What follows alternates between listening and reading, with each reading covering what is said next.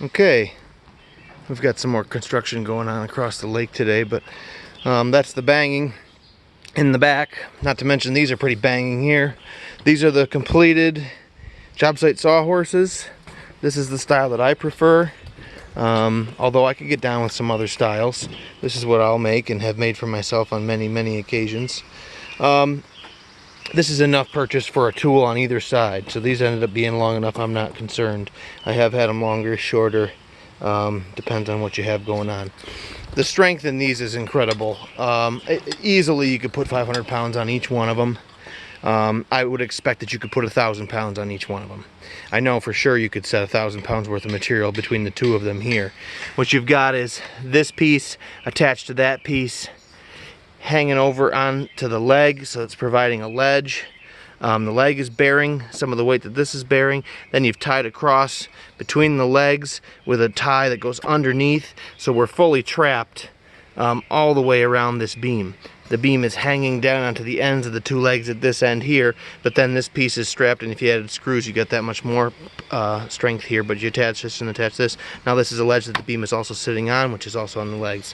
So the amount of strength and utility here, given the storage for straight edges and T-squares and combination squares and carpenter's squares, and the hanging for rafter hooks for saws, sawzall, jigsaw, pass load framer. I can hang there when I'm building headers, and you can also construct these a little bit longer, and I've put two together and slid a sheet, just a rip off of plywood, and screwed it down here, 2, 3, 4, and then I have a shelf below.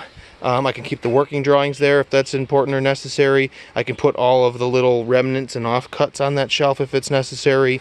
I could do all kinds of other cool things, and I could even supplement these or replace them with one whole 2x4 down here and down there and create an assembly if I wanted to, for whatever reason.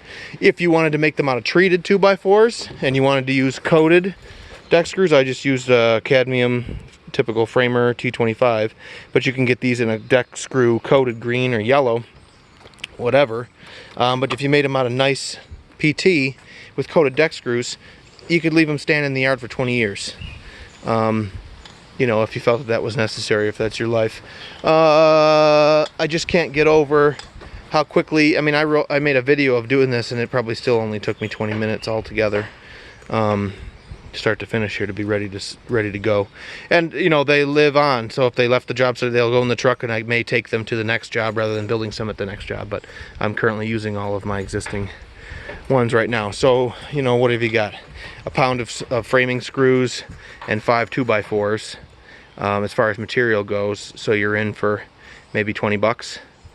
And if you got that stuff already, then you're that much better off. So maybe 25. Okay, there you have it. I'm gonna get started now. We got walls to frame, doorways to frame, and we'll check on that in another video. We'll see you.